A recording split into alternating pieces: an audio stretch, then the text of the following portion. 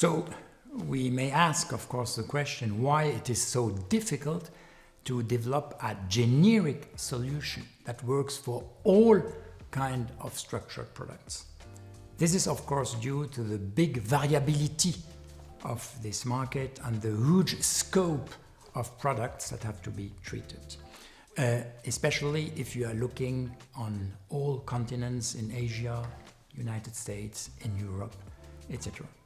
So what we usually see is specific developments that are asking for new enhancements and new developments at each time a new kind of structure emerges or a new usage becomes necessary. So this is, of course, something we want to avoid, and that's the reason why we need a generic approach.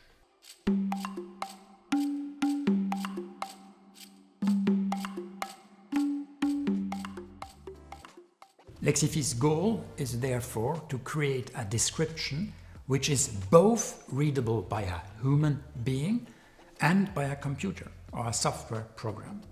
This description is supposed to describe precisely, perfectly, the rights and obligations which are associated to the holding of one unit of a given contract.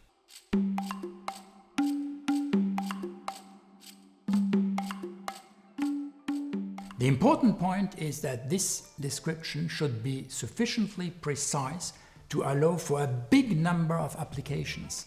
Let me cite only, I would say, the quantitative side, pricing, risk analysis, or, as another example, document generation, may it be for regulatory purposes or for marketing purposes.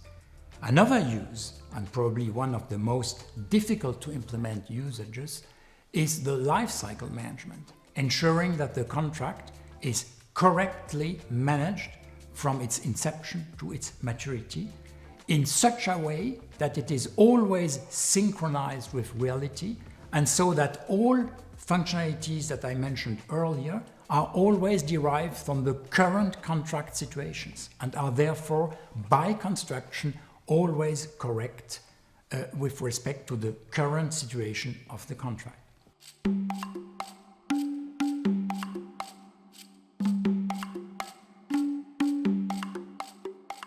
Once we agree on the necessity of having such a generic way to describe the payoff of financial contracts, we may ask ourselves, how are we doing this?